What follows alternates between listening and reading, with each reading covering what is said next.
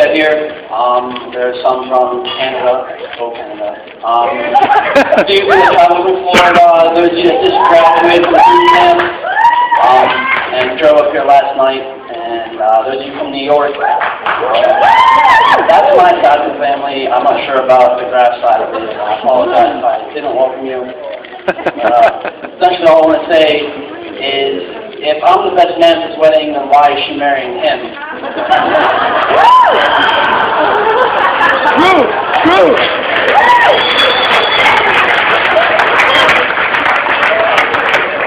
I'll give the real speech now.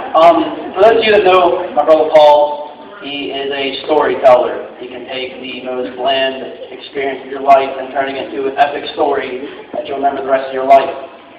For example, some of you may have just heard how he dislocated his shoulder not too long ago, and he will tell you that he did this playing in a volleyball game for the U.S. Olympic team, and he went to go block a spike from the opposite team, and when they hit it, it dislocated his shoulder, but it's all right, he kept playing 1 point anyway, and then finished off the match and won the 14th. The reality is he was playing gym class volleyball with a bunch of 6th graders. Some poor little girl tried to lob the ball over the net, and he thought it would be awesome if he went and spiked it back in her face. But he whipped, and it dislocated his shoulder.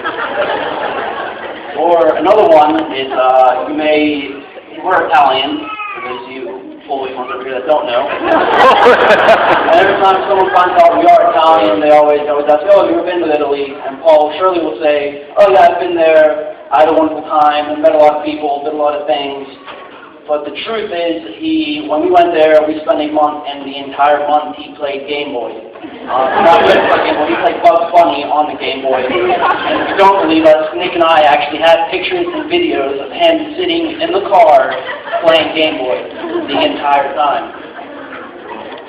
Why I tell you these stories is because I've come to, whenever Paul tells me a story, I just kind of ignore it, assume the opposite, and just, go with the flow.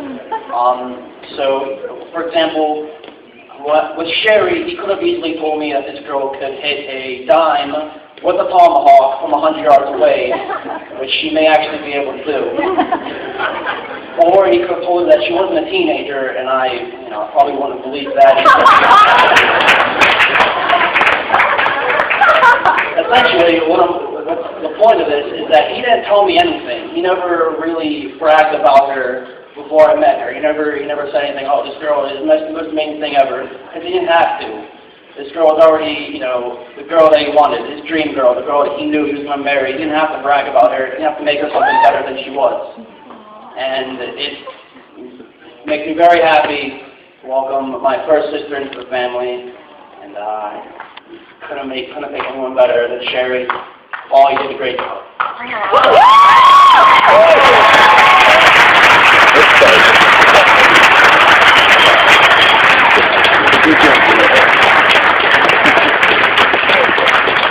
All right, and now we are going to have best man Nick Paolo give a toast. All right. Danny, that was beautiful.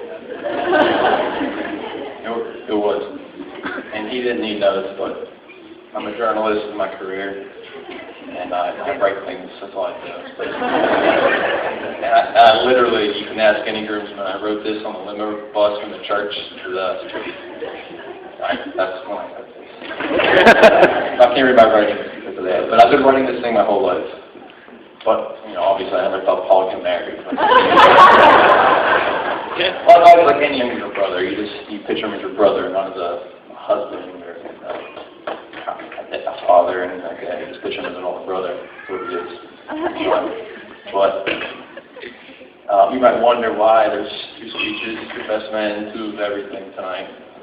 That's because if you know Paul, it takes more than 1 speech to describe him. It probably takes more than 2, but we got time limits on it, right? People are hungry, so let me wrap this up. I'd like to thank everybody for coming, for being here. A lot of people came from out of town. A lot of people came from, in my family, a lot of people came from North Hills.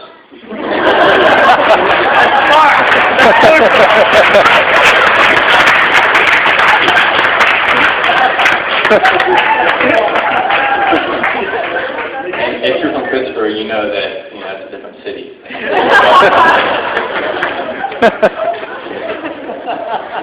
When I saw my aunts and uncles at church, they didn't say, how nice is the Mass. They were talking about delivery funnels. It's 51. You guys are used to that, I'm sure, with your apps, but so if we were late or anything, we apologize. But thanks for everybody making the trek through the LSU tubes and getting here. It means a lot. It means a lot to my brother, my new sister. It does. Notes are making no sense right now.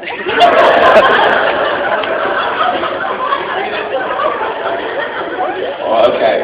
Well, now that I mentioned that she's from South Hills and he's from North Hills, you might want to wonder how a girl from Bethel Park would ever meet a guy from the North Hills, an Italian guy from the North Hills. Seems a little odd, but it actually happened online. It happened on AOL Instant Messenger. Like people are like, I don't know. Like, no, our generation. They preceded Facebook. I mean, Paul and Shari were ahead of Facebook. They were ahead of eHarmony. Like they beat them to the punch. Like, they knew what was going on. So to give you an idea, they've been together for a long time. So, I mean, you might wonder, like, if they actually met in 2001 online, and that's a long time ago, obviously. And I remember the second reading today at church was talking about love being patient. And I know it's, love being patient and everything, but 10 years, come on, bro. Like, that's a significant amount of time. I know. But, better late than never, and better late than never. And